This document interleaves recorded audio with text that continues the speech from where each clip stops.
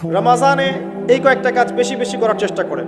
এক নাম্বার, প্রথম কাজ, 5 ওয়াক্ত সালাত জামাতে পড়ার চেষ্টা করেন। পারা যাবে ইনশাআল্লাহ? খুব কঠিন কিছু বললাম ভাই?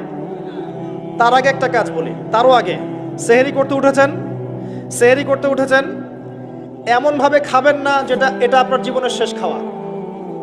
এমনভাবে খাবেন না আল্লাহর ওয়াস্তে। এই জায়গায় আপনি খাওয়া নিয়ন্ত্রণ করতে না পারলে প্রবৃত্তিকে নিয়ন্ত্রণ করতে পারবেন না। এটা দরজা, প্রবৃত্তি নষ্ট হওয়ার দরজা হচ্ছে এই পেট, মুখ আর পেট। যে পেটের দাস, সে প্রবৃত্তিকে নিয়ন্ত্রণ করতে পারবে না।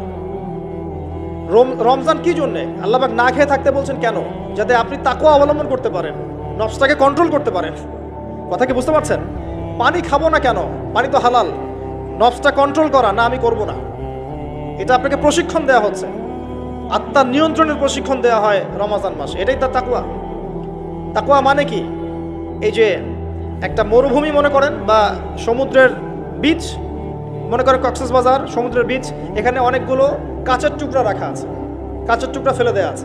আপনি হেঁটে হেঁটে যাচ্ছেন, পা ফেলছেন, টিপে টিপে পা ফেলছেন, এখানে একটা, ওখানে একটা, ওখানে একটা। এটা তাকওয়া।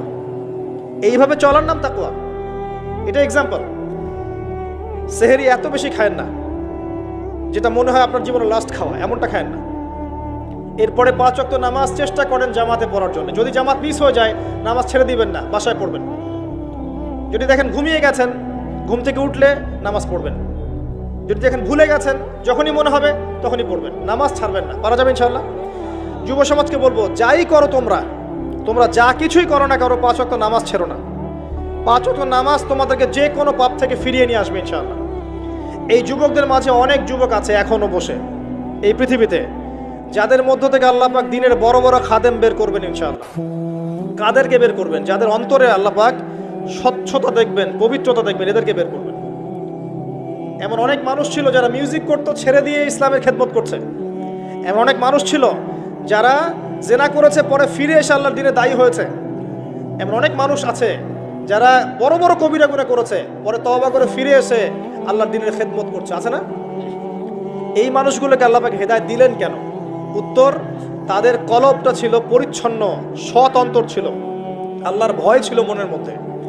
আল্লাহর ভয় থাকে, ফিরে আসবে ইনশাআল্লাহ। আমরা দোয়া করি আল্লাহ পাক তাদেরকে ফিরিয়ে দেখ, আমিন।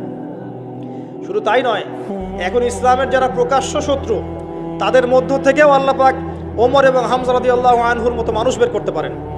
জানেন, ওমর রাদিয়াল্লাহু আনহু তরবারি নিয়ে বের হয়ে যাননি, তাকে আল্লাহ পাক দ্বিতীয় খলিফা বানাননি, তার মনটা ছিল পরিচ্ছন্ন।